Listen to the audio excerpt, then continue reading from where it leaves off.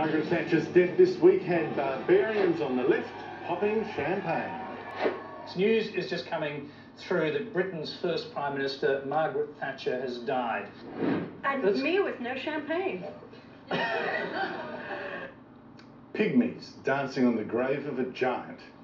And this was the best Julia Gillard could say of Thatcher, who won 3 elections and left Britain stronger. As a woman, I am admiring of her achievements, becoming the first woman to lead the United Kingdom, the first female Prime Minister there. Thatcher never played that gender card, the first female whatever.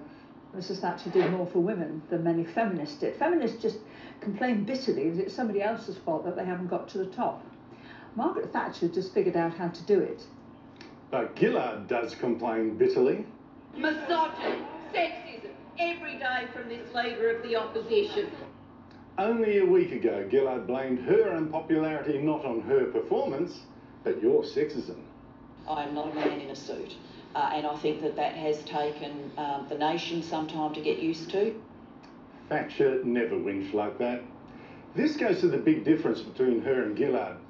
Thatcher thought of people as individuals, not members of some identity group, and certainly not as drones dependent on big socialist government.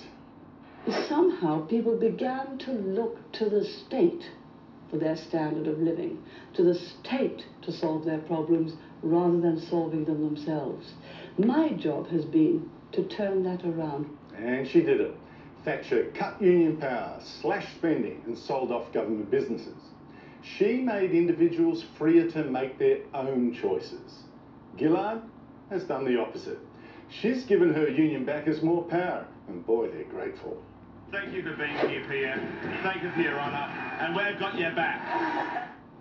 Gillard also made government bigger, more spending, more taxes, and she's exploited identity politics. Women against men, poor against rich. Mr Abbott's got to get off Sydney's North Shore and go and talk to some real families. Again, Thatcher rejected the gender war, she rejected the class war.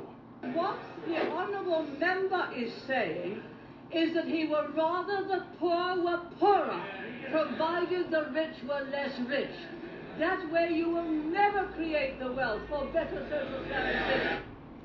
Thatcher believed in the individual and was great. But as Labour's own Simon Crean said yesterday, Gillard divides people into tribes. The rich, the poor, the workers, the bosses.